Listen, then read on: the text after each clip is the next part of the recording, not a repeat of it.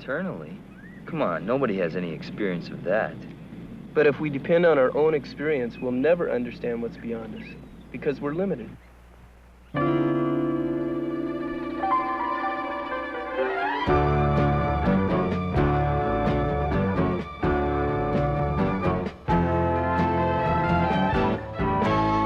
For so many days, in so many ways, I've been searching for the key.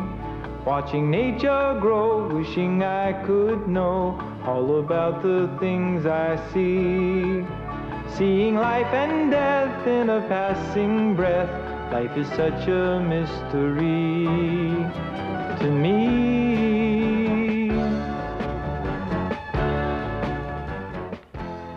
Well, of course we're limited. No one argues with that. But when people, one by one, contribute new discoveries, then there's progress. Well, just look how far we've come in the last 100 years. Well, in a way, you're right. But what if we want to know something we can't measure or see? Something that's outside our view, outside our grasp? What then? But in science, nobody imagines anything. We deal with what we can observe, what we can measure, touch, see. Yeah, that's what the frog was doing. All he could see was his own little well. And from that, he thought he could figure out everything outside his well. Just like in your biology department. They study matter, and from that, they try to figure out what life is. I mean, from what they know, they're making theories about what they don't know. Is that knowledge? I don't know, Peter. Everything you've been telling me goes against what I've been studying for years. That may be so, but it makes sense, doesn't it? Maybe. It's something to think about. Anyway, I got a biology lab. I gotta go. So I'll see you later, Peter. See you later, Mark. They're trying to figure out what life is. 4.5 billion years ago, Earth's molten surface was covered with lava and gases. As it cooled through the millennia, the gases condensed. Torrential rains fell and mixed with carbon monoxide, ammonia, methane, and hydrogen to form what is known as the primordial soup. Giant electrical storms and ultraviolet radiation charged the mixture, and in an orderly and natural way, carbon compounds, the building blocks of life, formed. This is how non-living matter transformed itself into what we call life, chemicals that can reproduce themselves. What did he say life is? Chemicals that can reproduce themselves. From what they know, they're making theories about what they don't know. Is that knowledge?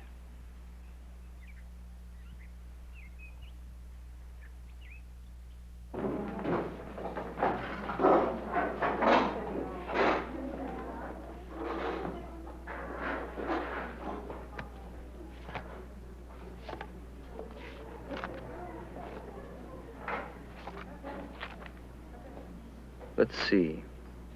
Today's lab's about metamorphosis, the life cycle of Lepidoptera, and then a short lecture. I guess I'll start by studying its wing venation.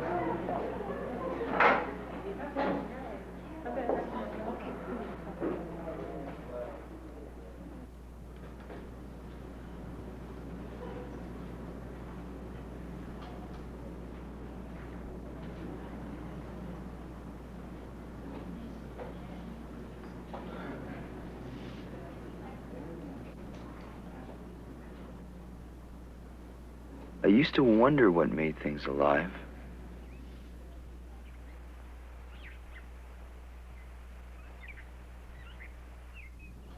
That's what Peter was talking about all through lunch.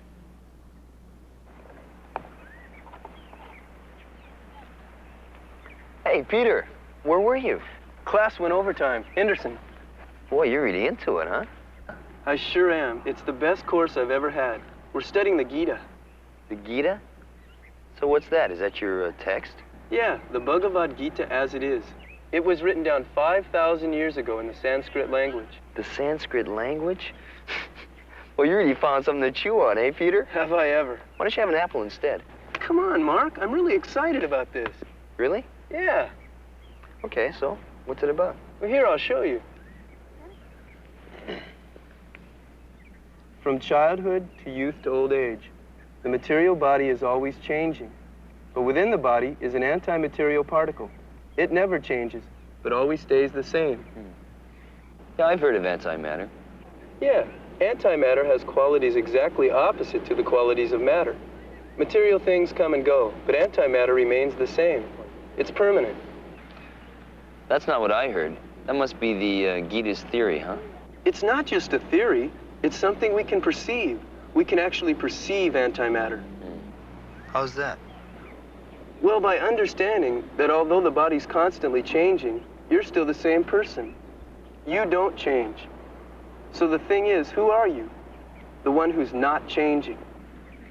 Well, it's just my memory. I can remember when I was younger, but that doesn't really explain it. It's just a function of the brain.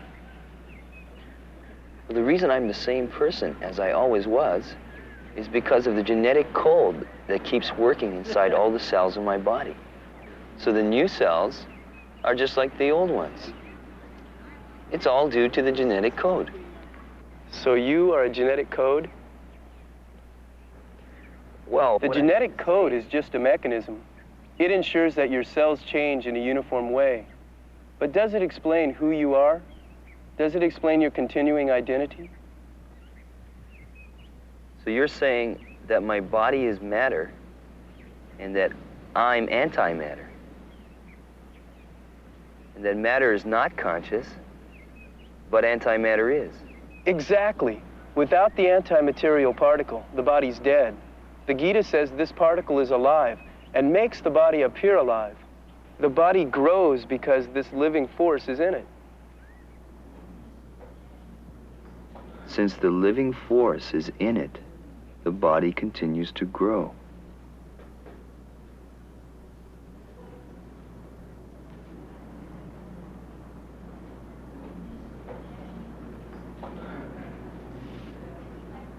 Cells and living things are in constant flux, growing, dividing. Gradually, the whole organism changes.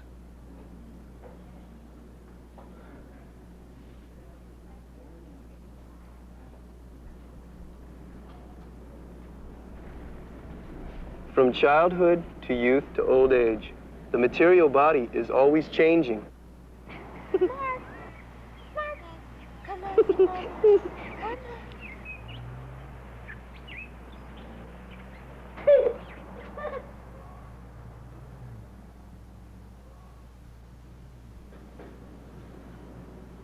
But within the body is an anti-material particle. It never changes, but always stays the same. You're still the same person, although your body continues to change.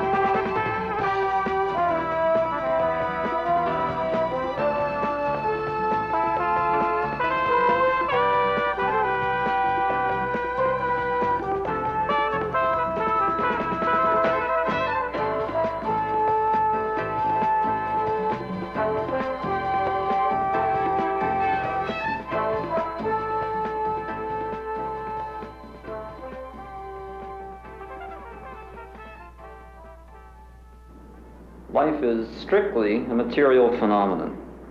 Carbon, oxygen, hydrogen, and nitrogen. 15 other elements. All these elements, as you know, are common. They're found all over the planet. All of the functions of the human body can be explained in terms of the interactions of these chemicals. So, you can see there's nothing extraordinary going on here. There is no special ingredient called life. The way the chemicals combine makes life seem extraordinary. But really, life is just a complex organization of material elements. Life isn't produced when chemicals interact. This combination of blood and tissues and organs doesn't make me alive.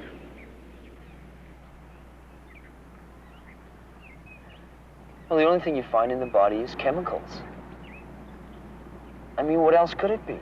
If we're just chemicals, then where's the source of all the energy in the body? They've analyzed all the parts and systems, right? Yeah. So, what's alive in the body? Where are you? Think of the body's different parts. Well, there are bones, nerves, the brain, muscles, lungs, the liver, kidneys, the heart, the circulatory system, corpuscles, the cell, the nucleus, chromosomes, genes, DNA, RNA, and the atom. Yes, the atoms in living bodies are the same as those in dead objects. So where are you? Where's the life in these material things? What we call life is a very complex combination of atoms. Atoms form molecules, and molecules form cells and organs that have the characteristics of life. But what's the source of energy for these parts?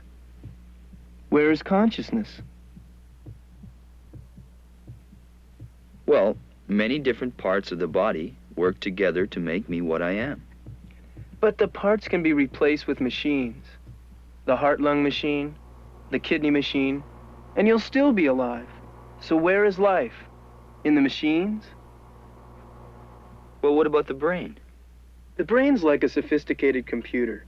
A part to help you see, parts to let you hear and understand, parts to store information, parts to control your motor functions, parts for reasoning and decision-making. But where is life? Where are you? Well, we don't know. It evades your investigation. You can say life is a chemical reaction, but can you prove it? Well, you can't prove that antimatter exists in the body. You can't prove it's there by doing experiments. There's no machine that'll register the living force. But you can experience it. You know, you see the sunshine all over, and you know it's coming from the sun. In that way, you feel consciousness all over your body, because it's coming from the anti-material spark. This particle is even smaller than the atom, and is in the heart of every living being. When blood passes through the heart, it gathers energy from the anti-material spark. That's how consciousness spreads throughout the body.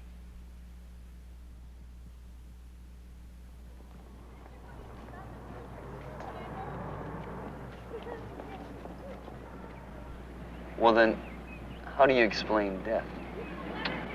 Well, it's not a loss of chemicals, that's for sure. A dead body has all the same chemicals it had when it was alive. DNA, RNA, enzymes, hormones, everything. So what's the difference between life and death? When the anti-material spark, the living force, leaves, the body's useless. And when that happens, when that force leaves the body, there's nothing in the world you can do to bring life back.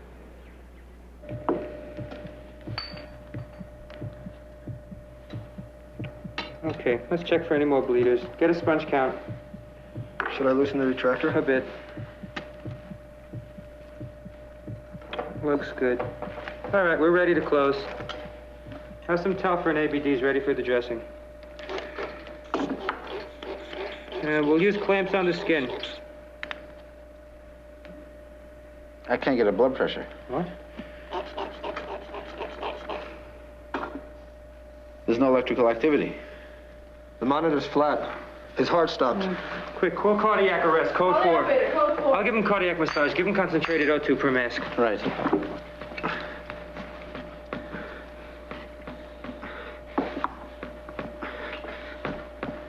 Any activity at all? None. Come on. Come on. Any activity? No, still none. Let's try some adrenaline. Keep your eye on the monitor. Watch for any pattern changes after the med's given. Right. The IV's out. You want D5 and W or normal saline? 1,000 normal saline. Joyce, get normal saline. Any change? Still flat. How about shock? Yeah. Get the paddles. Okay, get back. Set it on 200. Hit it.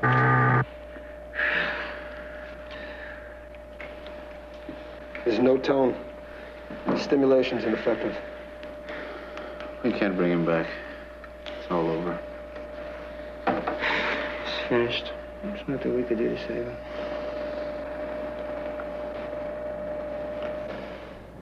Death, quietly, suddenly makes us bereft. Our brother is now departed, and we commit his body to the ground. Remember, man, that thou art dust, and unto dust thou shalt return. From earth to earth, from ashes to ashes, from dust to dust. Amen.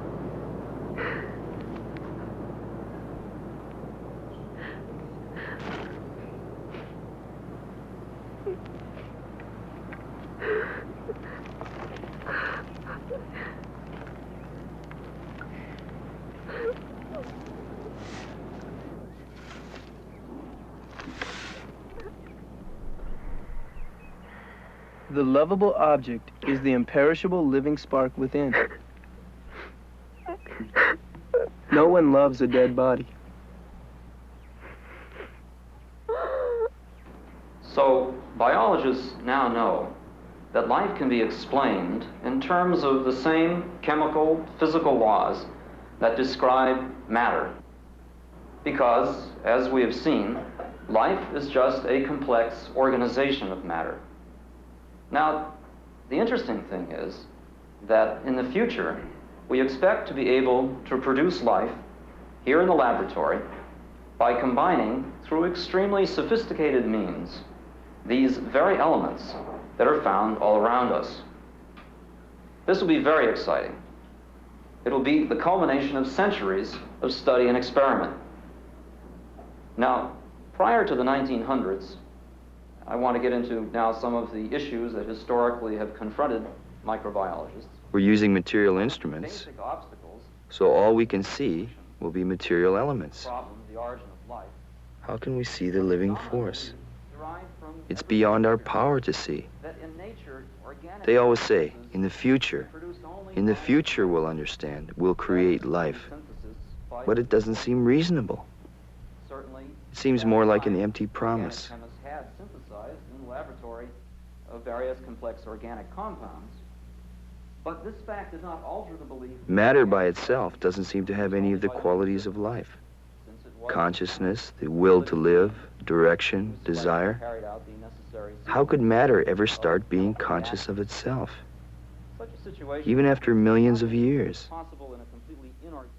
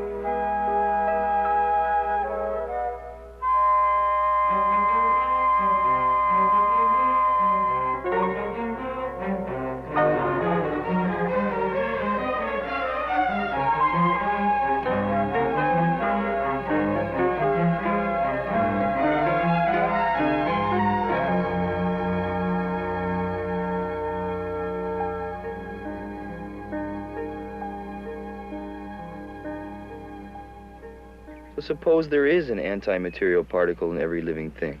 The birds, the trees, plants, and people. But all these bodies are very different. So is the particle in each body also different? Anti-material particles are different in the sense that each one is an individual. But at the same time, the anti-material particles in all the different kinds of bodies are equal. From a spiritual viewpoint, all living things are equal. If we think, I'm a man, I'm a woman, I'm American, I'm Chinese, I'm young, I'm old, I'm white, I'm black, I'm Christian, I'm Jewish, I'm Hindu. We think we belong to a particular family and country and race and faith. But these names apply only to the body. They have nothing to do with us. Each of us is an anti-material particle, a pure spiritual particle, eternally.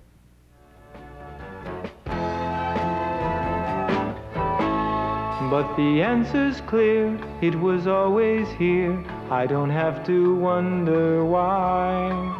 When I see life spark, lighting up the dark, like the sun lights up the sky, I can see the truth in old age or youth. It's the soul that doesn't die. Now fly.